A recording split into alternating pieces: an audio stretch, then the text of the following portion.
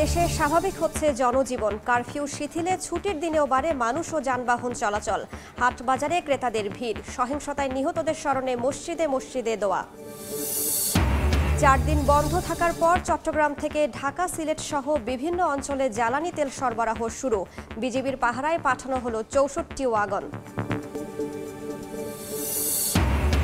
এবং বন্যার ধকল কাটিয়ে না উঠতেই কারফিউ। পর্যটক শূন্য সিলেট, খালি হোটেল মোটেল রিসোর্ট। ক্ষতি ছাড়িয়ে যাবে হাজার কোটি টাকা, বলছেন ব্যবসায়ীরা।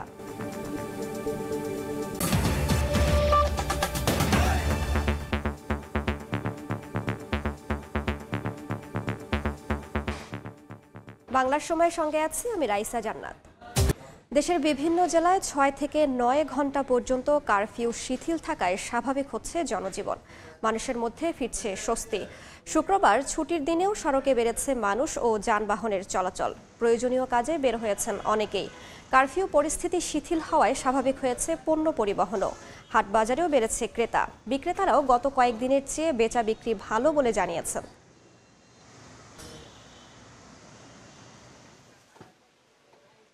কোটা সংস্কার আন্দোলনকে কেন্দ্র করে দেশব্যাপী সহিংসতায় হতাহতদের জন্য অনুষ্ঠিত হলো বিশেষ দোয়া ও মোনাজাত। নিহতদের আত্মার মাগফিরাত ও আহতদের সুস্থতা কামনা করেন মুসল্লিরা। সরকারের পক্ষ থেকে দেশের প্রতিটি মসজিদে আয়োজন করা হয় এই দোয়ার। আগামী রোববার দেশের সব মন্দির, প্যাগোডা ও গির্জায় অনুষ্ঠিত হবে প্রার্থনা। কোটা সংস্কার আন্দোলনের আড়ালে দেশব্যাপী চালানো হয় নাশকতা। তাণ্ডব চলে সরকারি বেসরকারি বিভিন্ন স্থাপনায়। সহিংসতায় হতাহত হন অনেকে। শুক্রবার জুমার নামাজের পর মসজিদে মসজিদে অনুষ্ঠিত হয় দোয়া ও মোনাজাত। এতে অংশ নিয়ে নিহতের আত্মার শান্তি কামনা ও আহতদের সুস্থতা কামনা করেন মুসল্লিরা। শোকাহত পরিবারের প্রতি সমবেদনা জানান তারা। আমরা চাই দেশ এখন স্বাভাবিক পরিস্থিতিতে চলুক, মানুষের কোনো ধরনের হত্যাযোগ্য চায় না। দেশের সুখ ও শান্তি কামনায় মহান আল্লাহর কাছেও প্রার্থনা করেন ধর্মপ্রাণ মুসল্লিরা। এতে প্রশাসনের ঊর্ধ্বতন কর্মকর্তাও অংশ নেন। খাদিজা স্বপ্না, সময় সংবাদ।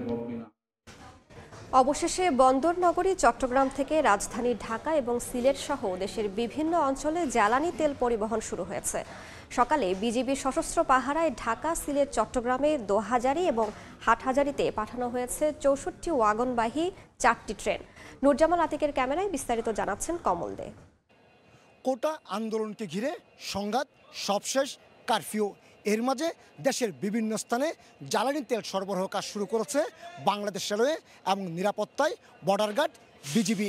সকালে চট্টগ্রাম থেকে ঢাকার উদ্দেশ্যে ছেড়ে গেছে তেলবাহী 24টি ওয়াগন নিয়ে একটি ট্রেন, যেখানে রয়েছে প্রতিটিতে 33,000 লিটার করে পেট্রোল, অকটেন, ডিজেল এবং ফার্নেস অয়েল। এরপর সিলেটের উদ্দেশ্যে ছেড়ে গেছে 16টি ওয়াগন নিয়ে আরেকটি ট্রেন।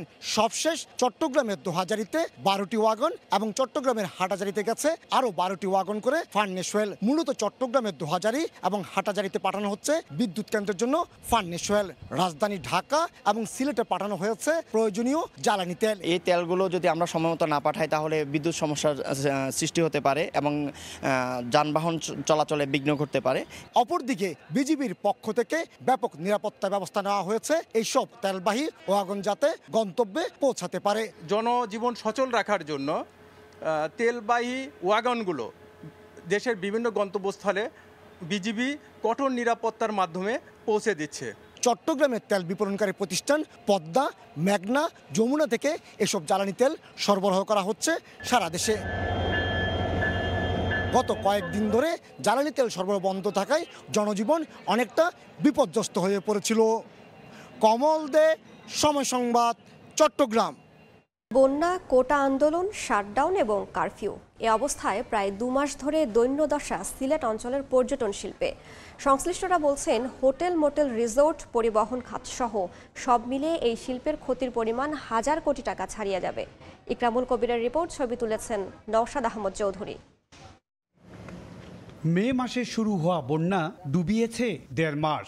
এর মধ্যে ঈদুল আজহার ছুটিতে সিলেটের পর্যটন কেন্দ্রগুলোতে পর্যটকদের যাতায়াত বন্ধ থাকন, কেন্দ্রগুলো ফাঁকা। ব্যবসা বাণিজ্য নাই, কোনো কিছু নাই। দেখেন এই নীরব মরুভূমির মতো হয়ে রয়েছে। আমাদের খুব ভয়ানকভাবে সমস্যা, আমরা বেকার হয়ে গেছি। ট্রান্সপোর্ট, হোটেল, মোটেল, রিসোর্ট, এরপরে আপনার সাধারণ শ্রমিক, বার্কি শ্রমিক যারা আছে, যারা নৌকা চালায়, তাদের 1000 কোটি টাকার মতো তো আমাদের অন্তত কমসে কম 1000 কোটি টাকার মতো ক্ষতি হয়েছে। স্বাভাবিক সময়ে বছর জুড়ে প্রায় 10 লক্ষাধিক পর্যটক সিলেটের জাফলং, সাদা পাথর, বিছনাকান্দি, রাতারগুল সহ বিভিন্ন পর্যটন কেন্দ্রে বেড়াতে আসেন।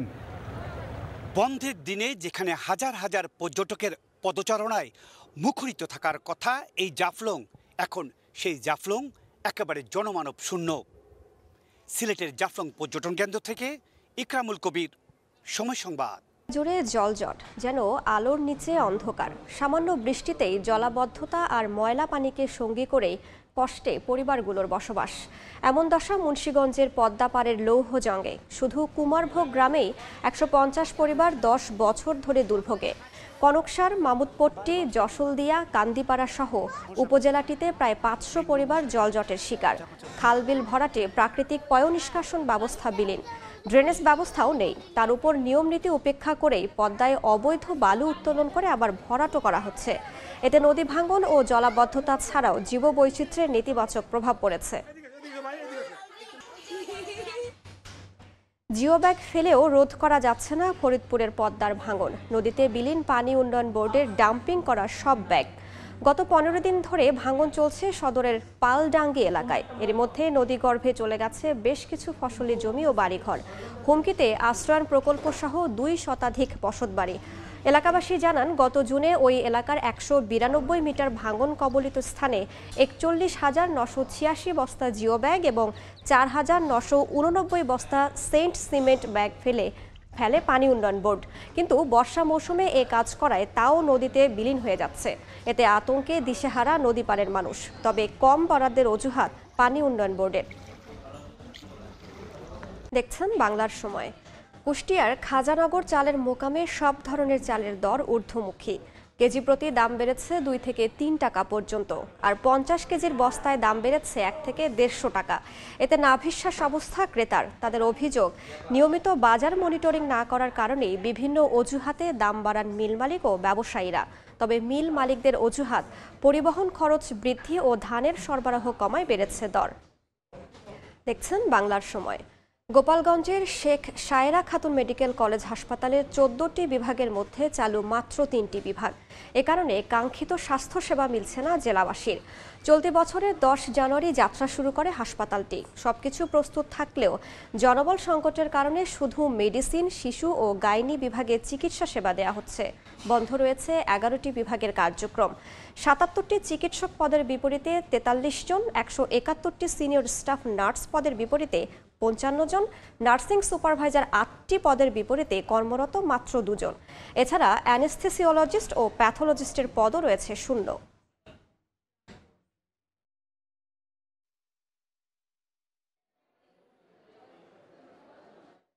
এ পর্যায়ে শীর্ষ সংবাদগুলো জানিয়ে দিচ্ছি আরও একবার।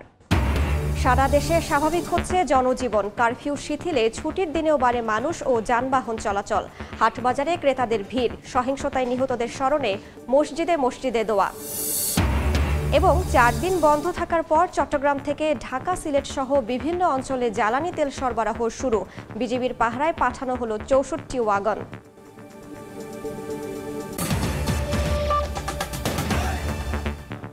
এই ছিল বাংলার সময়। এরপর সন্ধ্যার সময় সঙ্গে থাকবেন সহকর্মী গোলাম রাব্বি। রাইসা, আপনাকে ধন্যবাদ। সন্ধ্যার সময় নিয়ে ফিরছি কিছুক্ষণ পর। সঙ্গেই থাকুন সময়।